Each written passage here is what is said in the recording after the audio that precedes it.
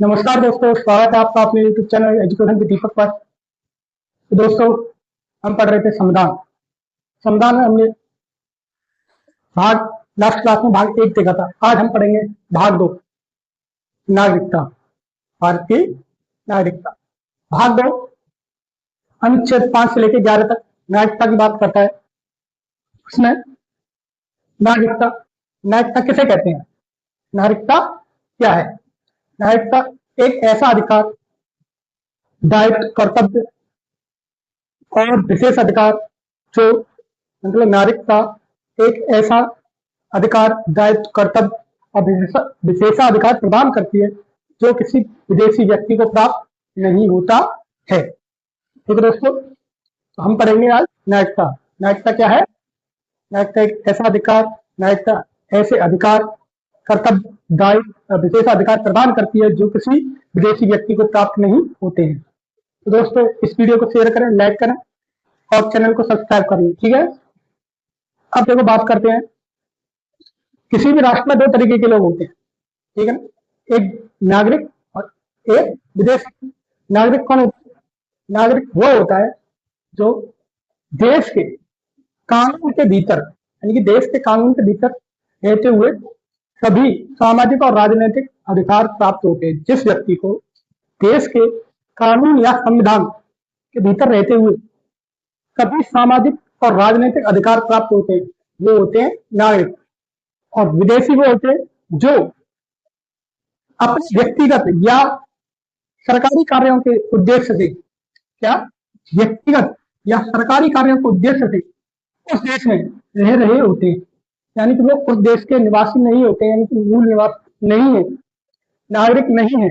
और नहीं है, नागरिक नहीं है, किसी दूसरे देश के नागरिक हैं, लेकिन उस देश में या तो किसी सरकारी कार्यों के कारण या अपने व्यक्तिगत कार्यों के कारण वो उस देश में निवास कर रहे होते हैं। ठीक है, तो नागरिकता नागरिकता की हम बात करते हैं। अनुच्छेद 5 से लेकर 11 तक नागरिकता का प्रावधान किया गया है संविधान में। तो अनुच्छेद 5 और 8, 5 से लेकर 8 तक नागरिकता की प्राप्ति, भारतीय नागरिकता की प्राप्ति, यानी कि नागरिकता कैसे प्राप्त की जाएगी, इसके बारे में अनुच्छेद 5 से लेकर 8 तक बताया गया है। अनुच्छेद 9 नागरिकता का लोप, यानी कि नागरिकता की समाप्ति, लोप या समाप्ति, कि नागरिकता का समाप्ति किस तरीके से होगी। ठीक है ना, नागरिकता की समाप्ति किस तरीके से होगी। अनुच्छेद 10 नागरिकता को संरक्षण, नागरिकता को संरक्षण। अनुच्छेद 11 संसद की कानून बनाने की शक्ति, नागरिकता के ऊपर संसद की कानून बनाने की शक्ति का प्रावधान अनुच्छेद 11 में किया गया है। ठीक है ना, अनुच्छेद 11 में किया गया है। अब देखो अनुच्छेद 9 नागरिकता का लोप या समाप्ति किस तरीके से होगी समाप्ति। अगर कोई व्यक्ति किसी देश की नागरिकता स्वेच्छा प्राप्त कर ले तो उसकी नागरिकता समाप्त हो जाएगी। ठीक है ना, किसी दूसरे देश की नागरिकता लेने पर नागरिकता की समाप्ति किसमें बताई गई है? अनुच्छेद 9 में। ठीक है ना, और अनुच्छेद 10 नागरिकता को संरक्षण, नागरिकता को संरक्षण मतलब जब तक सरकार कोई विधि नहीं बना देती, यानी कि कोई विधि या कानून या नियम नागरिकता से लेके कोई नहीं बनाती है, तब तक उसकी नागरिकता यथावत बनी रहेगी। ठीक है ना, यानी कि सरकार चाहेगी तो परिवर्तन करेगी, नहीं तो यथावत बनी रहेगी। अब तो नागरिकता की प्राप्ति है, अनुच्छेद 5 से लेकर 8 तक, उसे हम 3 वर्गों में बांटते हैं। 3 वर्गों में बांटते हैं, 3 वर्गों में बांट लेते हैं। नंबर 1 अधिवास, अधिवास के आधार पर नागरिकता, यानी कि अधिवास यानी कि जन्म, यह अनुच्छेद 5 में दिया गया है। किसमें? अनुच्छेद 5। अनुच्छेद 5 किसकी बात करता है? अधिवास के आधार पर नागरिकता। और पाकिस्तान से प्रवास करने पर नागरिकता की प्राप्ति, अनुच्छेद 6 और 7 हमें इसके बारे में बताता है। जो लोग पाकिस्तान से भारत आ गए, ठीक है ना, उनके लिए प्रावधान किसमें है? 7 में और 6 में। और भारत के बाहर भारतीय उद्योग यानी कि भारतीय मूल के जो लोग हैं, कुछ दी जाने वाली नागरिकता, कुछ लोगों को दी जाने वाली नागरिकता के बारे में प्रावधान कहा है? अनुच्छेद ये भाई अनुच्छेद 8 में। किसमें? ये अनुच्छेद 8 में बताया गया है कि वो व्यक्ति जो भारतीय मूल के हैं, भारत के बाहर रह रहे हैं, उनको नागरिकता की प्राप्ति किस तरीके से होगी। ठीक है ना, हम देख रहे हैं अनुच्छेद 5। अनुच्छेद 5 क्या है हमारा? अनुच्छेद 5 अधिवास। अधिवास के आधार पर नागरिकता, ठीक है ना। तो अधिवास के आधार पर नागरिकता, अधिवास के आधार पर नागरिकता कैसे मिलेगी? कोई किसी कुछ शर्तें दी गई हैं, उनमें से कोई एक शर्त फॉलो करना जरूरी है। उनमें से किसी एक शर्त को फॉलो करना जरूरी है। जैसे उसका जन्म भारत राज्य क्षेत्र में हुआ, उसका जन्म कहाँ हुआ? भारत के राज्य क्षेत्र में हुआ। उसके माता पिता में से कोई एक भारतीय राज्य क्षेत्र में जन्मा हो, या संविधान के प्रारंभ से पूर्व 5 वर्षों से भारतीय राज्य क्षेत्र में मामूली तौर पर रहा हो। क्या क्या आधार है, क्या क्या शर्तें हैं? तो शर्त है, क्या शर्तें हैं? है? कोई एक शर्त पूरी करे, है ना, एक शर्त पूरी करे, कम से कम एक शर्त पूरी करे। क्या क्या? नंबर 1, उसका जन्म भारतीय राज्य क्षेत्र में हुआ हो, उसका जन्म भारत राज्य क्षेत्र में हुआ हो, क्षेत्र में हुआ हो। नंबर 2, माता पिता में से किसी एक का जन्म भारतीय राज्य क्षेत्र में हुआ हो। माता पिता में से कोई एक भारत राज्य क्षेत्र में जन्मा हो, क्षेत्र में जन्मा हो। और नंबर क्या कहता है? थर्ड नंबर कहता है कि संविधान प्रारंभ होने से, है ना, तो संविधान प्रारंभ से पूर्व, संविधान प्रारंभ से पूर्व 5 वर्ष से 5 वर्ष, कम से कम 5 वर्ष, कम से कम 5 वर्ष भारत के राज्य क्षेत्र में रहा हो, भारत राज्य क्षेत्र में रहा हो। ये रहा हो, मामूली तौर पर रहा हो। तो अनुच्छेद 5 हमारा अधिवास के आधार पर नागरिकता की प्राप्ति की बात करता है, जिसमें कुछ शर्तें दी गई हैं। उनमें से किसी एक शर्त को फॉलो करना आवश्यक है, जरूरी है। जन्म भारत में हुआ हो, माता पिता में से जन्म किसी एक का जन्म भारत में हुआ हो, या प्रारंभ से पूर्व 5 वर्ष पहले से भारतीय राज्य क्षेत्र में रह रहा हो। अनुच्छेद 6, अब आया हमारा अनुच्छेद 6। अनुच्छेद 6 क्या कहता है? अनुच्छेद 6 और 7 दोनों को एक साथ देखेंगे, ठीक है ना। अनुच्छेद 6 और 7 ये हमारे पाकिस्तान से भारत आए हुए लोगों की नागरिकता के बारे में बात करते हैं। अनुच्छेद 6 और 7। अनुच्छेद 6 पाकिस्तान से भारत आए लोगों के लिए, है ना, के लिए नागरिकता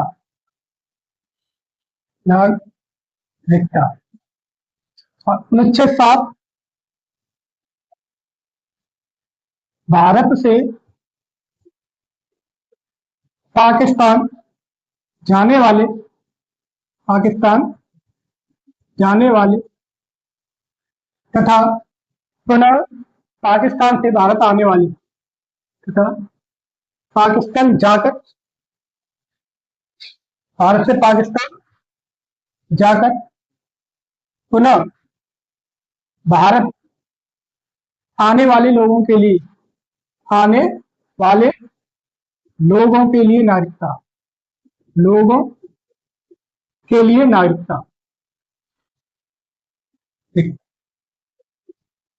अनुच्छेद 6 क्या कहता है? अनुच्छेद 6 कहता है जो लोग पाकिस्तान से भारत आए हैं उनके लिए नागरिकता, और 7 भारत से पाकिस्तान चले गए फिर वापस पाकिस्तान से भारत लौट के आगे, उनके लिए नागरिकता की बात कौन सा करता है? अनुच्छेद 7। कंडीशन है, जो व्यक्ति क्या 19 जुलाई 1948 ये एक डेट है। जो लोग 19 जुलाई 1948 से पहले भारत से पाकिस्तान आ गए, है ना, पाकिस्तान से भारत आ गए कब? 1948 से पहले, 19 जुलाई 1948 से पहले पहले पाकिस्तान से भारत आने वाले लोगों के लिए नागरिकता, ठीक है ना, नागरिकता यानी कि वो भारत के नागरिक कहलाएंगे। इसके लिए उन्हें क्या करना होगा? इसके लिए एक आवेदन देना होगा। क्या करना पड़ेगा? आवेदन देना होगा, यानी कि दोनों जगह आवेदन देना है। जो लोग पाकिस्तान से भारत आया 1948 से पहले, उन्हें या उसके बाद, पहले या बाद में पाकिस्तान से भारत आने वाले लोगों के लिए नागरिकता, इसके लिए क्या करना होगा? उन्हें पंजीकरण कराना होगा। क्या कराना होगा? पंजीकरण कराना होगा, ठीक है ना, पंजीकरण कराना होगा, ठीक है ना। और जो भारत से पाकिस्तान चले गए, फिर पुनः भारत वापस लौट के आए कब? 19 जुलाई 1948 को, या इसके बाद 1948 को, या इसके बाद। तारीख एक ही है, लेकिन इसमें पाकिस्तान जाके भारत वापस आ रहा है, 6 में सीधा पाकिस्तान से भारत आ रहे हैं, ठीक है ना। फर्क कितना है? इसमें भी आने के बाद क्या करना होगा? पंजीकरण, पंजीकरण कराना होगा। नागरिकता प्राप्ति के लिए पंजीकरण कराना होगा। और पंजीकरण कराने से पहले कम से कम 6 माह, कम से कम 6 माह भारत में रहा हो, ठीक है ना।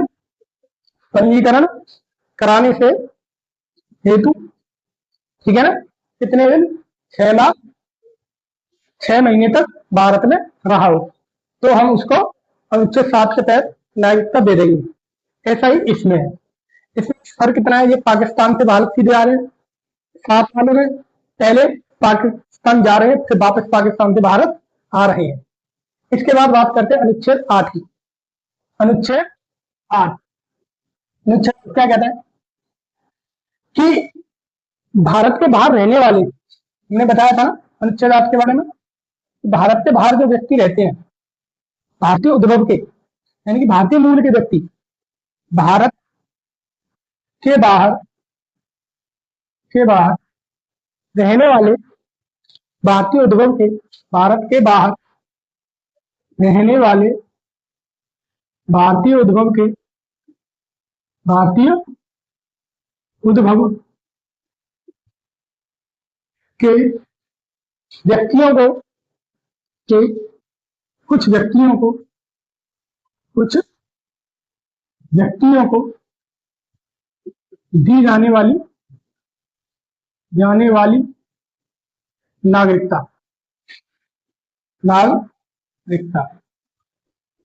जो लोग भारत के बाहर रहते हैं, भारतीय मूल के यानी कि भारतीय उद्भव के लोग हैं, उनमें से कुछ को दी जाने वाली नागरिकता। इसमें क्या कराना होगा?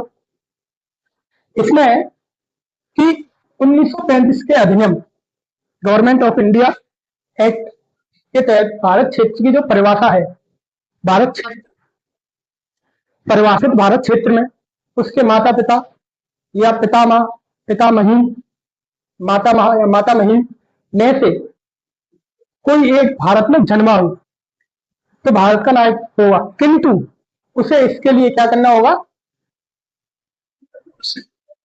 इसके लिए इसे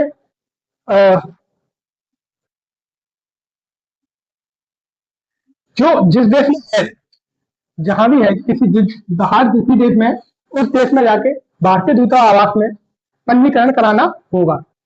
जो व्यक्ति भारत के बाहर रहते हैं, उनके माता या पिता, पितामह या पितामही, मातामह या मातामही में से कोई एक व्यक्ति भारत में जन्मा हो तो वो भारत का नागरिक हो सकता है, बन सकता है, लेकिन उसके लिए उसको उस देश में जाकर भारतीय दूतावास में पंजीकरण कराना होगा। इसके लिए नागरिकता की प्राप्ति के लिए पंजीकरण कराना होगा कि मैं भारत का नागरिक बनना चाहता हूँ, इसके लिए उसे पंजीकरण कराना होगा, तभी उसको भारत की नागरिकता प्राप्त हो सकती है। अब इसके बाद भारतीय नागरिकता अधिनियम 1955, भारतीय नागरिकता नागरिकता अधिनियम अधिनियम 1955, ठीक है ना। वो तो संविधान में प्रावधान है, क्या है संविधान में प्रावधान। इन प्रावधान को एग्जीक्यूट करने के लिए, लागू करने के लिए हमने 1955 में एक अधिनियम बनाया, क्या, भारतीय नागरिकता अधिनियम 1955। इस अधिनियम में अब तक कम से कम 6 बार संशोधन हो चुका है। कब कब अधिनियम में संशोधन? संशोधन 1966,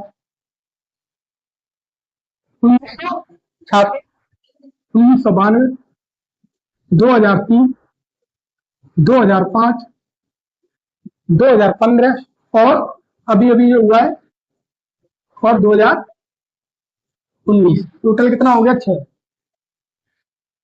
तो 6 बार संशोधन हो चुका है। कितनी बार? 6 बार संशोधन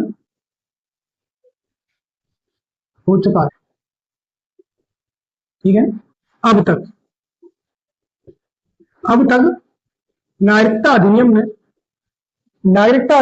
में संशोधन 6 बार संशोधन हो चुका है। 1986, 1992, 2003, 2005, 2015 और 2019। तो 2019 में अभी हुआ था, वो कौन था? जो भारत, पाकिस्तान और अफगानिस्तान के अल्पसंख्यक जो भारत में आ गए, जो यानी कि पाकिस्तान में और बांग्लादेश में और अफगानिस्तान में जो अल्पसंख्यक है वो भारत में आ गए, उनके लिए प्रावधान किया गया था 2019 वाले अधिनियम के तहत, ठीक है ना। तो इस अधिनियम में नागरिकता की प्राप्ति के बारे में 5 तरीके से प्राप्ति की बात की गई है। अगर मैं नागरिकता की प्राप्ति की बात करूं, नागरिकता की प्राप्ति किस तरीके से की जा सकती है, तो 5 प्रकार बताए गए, 5 तरीके। प्राप्ति के कितने प्रकार है? 5 तरीके, ठीक है। और समाप्ति की बात करें तो समाप्ति 3 तरीके से समाप्ति का वर्णन किया गया है। 5 तरीके से नागरिकता की प्राप्ति और 3 तरीके से नागरिकता की समाप्ति के बारे में बताया गया। नंबर 1, जन्म के आधार पर, यानी कि जन्म से, अगर किसी व्यक्ति का जन्म भारत के क्षेत्र में हुआ तो जन्म के आधार पर। नंबर 2, वंशानुगत यानी जो दादा माता नाना है ना, वंशानुगत, जन्म से वंशानुगत द्वारा नागरिकता, ठीक है ना। नंबर 4, पंजीकरण। नंबर 3, पंजीकरण। नंबर 4, देशीकरण। नंबर 4, देशीकरण। और नंबर 5, किसी भूमि का अधिग्रहण, है ना, या अर्जित भूभाग, अर्जित भूभाग के सम्मेलन से, है ना। तो ये 5 तरीके हैं नागरिकता की प्राप्ति के, और 3 तरीके हैं नागरिकता की समाप्ति के। 3 तरीके, एक, स्वेच्छा से किसी देश की नागरिकता ले ले, है ना, स्वेच्छा से किसी देश की नागरिकता ले ले। दूसरा, कि अपने आप ही नागरिकता को त्याग दे। और तीसरा है हमारा कि संसद यानी कि सरकार उसकी नागरिकता को बर्खास्त कर दे, समाप्त कर दे, ठीक है ना। तो नंबर 1 है नागरिकता का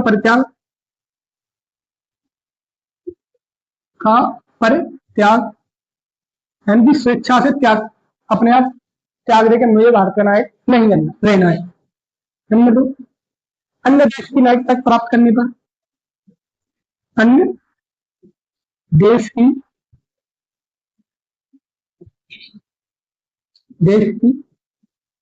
नागरिकता ग्रहण करने पर, यदि कोई व्यक्ति किसी अन्य देश की नागरिकता ग्रहण कर लेता है तो उसकी नागरिकता स्वतः ही समाप्त हो जाएगी, जो हमने अनुच्छेद 9 में देखा था। और 3, संसद द्वारा नागरिकता से वंचित किया जाना। संसद द्वारा नागरिकता से वंचित करने पर, है ना, वंचित करने पर, यानी कि संसद ही नागरिकता की समाप्ति कर दे किसी व्यक्ति की। संसद किस आधार पर करेगी? यानी कि अगर वो व्यक्ति संविधान के प्रति निष्ठा न रखता हो, युद्ध के समय किसी दुश्मन देश का साथ दे, है ना, गलत ढंग से नागरिकता प्राप्त की हो, लगातार 7 वर्ष तक किसी अन्य देश में रहा हो, यानी भारत से बाहर किसी अन्य देश में रहा हो, तो उसकी नागरिकता समाप्त की जा सकती है। पंजीकरण या देशीकरण नागरिकता प्राप्ति करने के 5 वर्ष के अंदर किसी अन्य देश के द्वारा 2 वर्ष की सजा दी गई हो। यानी कि जो ये 2 तरीके हैं, है ना, पंजीकरण या देशीकरण के आधार पर किसी व्यक्ति ने नागरिकता प्राप्त कर ली। पंजीकरण या देशीकरण के आधार पर किसी व्यक्ति ने क्या किया? नागरिकता प्राप्त कर ली।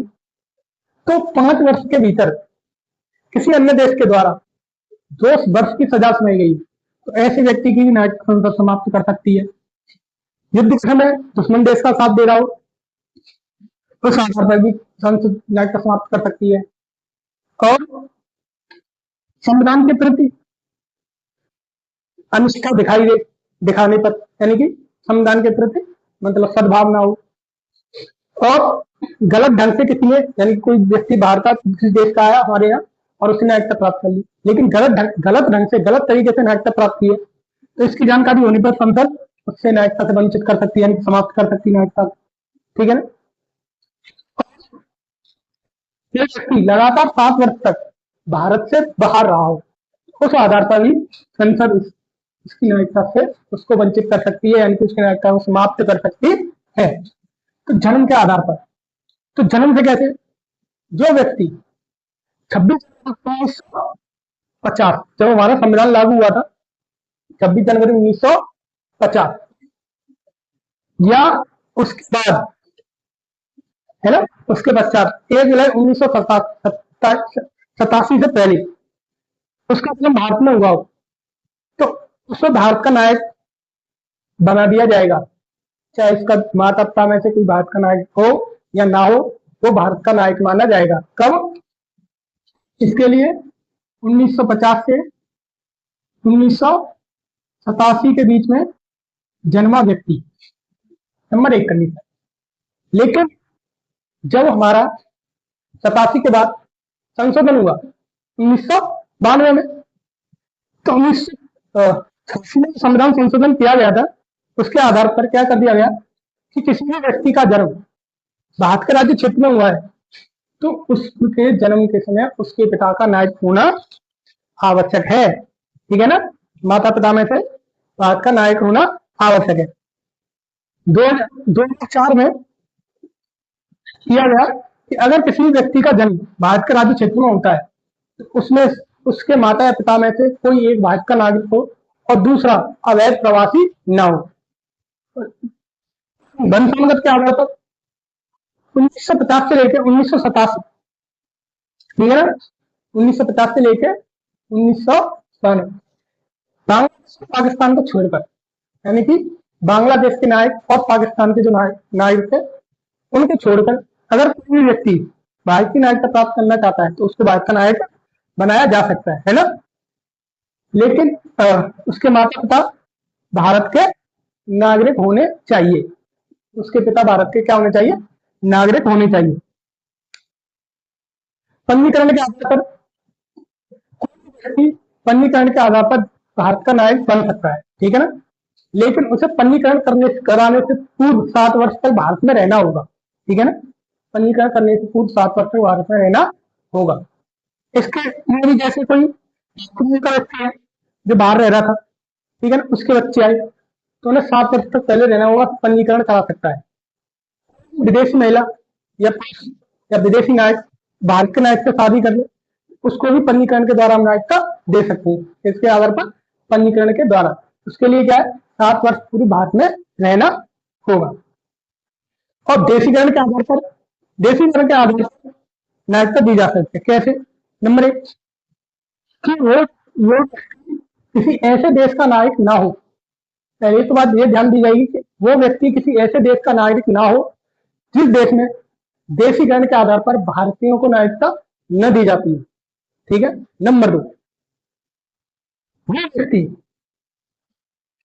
उस देश की नागरिकता का परित्याग कर चुका हो, है ना, परित्याग कर चुका हो और अच्छे चरित्र का व्यक्ति हो, अनुसूची 8 के अंतर्गत दी गई भाषाओं में से किसी एक भाषा का अच्छा ज्ञान रखता हो, तो ऐसे व्यक्ति को भारत का नागरिक बनाया जा सकता है। उसके से 14 वर्षों में से 11 वर्ष भारत में रहा हो और पंजीकरण से पूर्व, ठीक है ना, पंजीकरण से पूर्व लगातार, है ना, पंजीकरण से पूर्व 1 वर्ष तक भारत में रहा हो।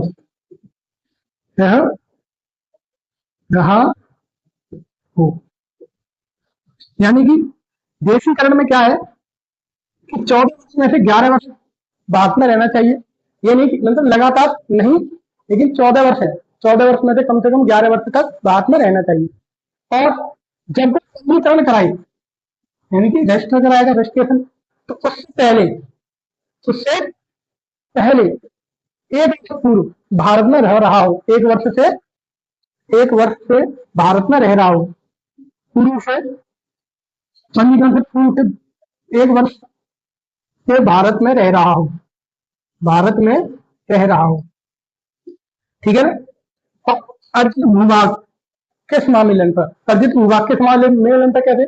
अगर किसी अन्य देश के भाग को या किसी अन्य देश की भूमि को जब भारत में शामिल किया जाता है अनुच्छेद 2 के तहत, यानी जो समामिलन है ये हम कैसे करते हैं?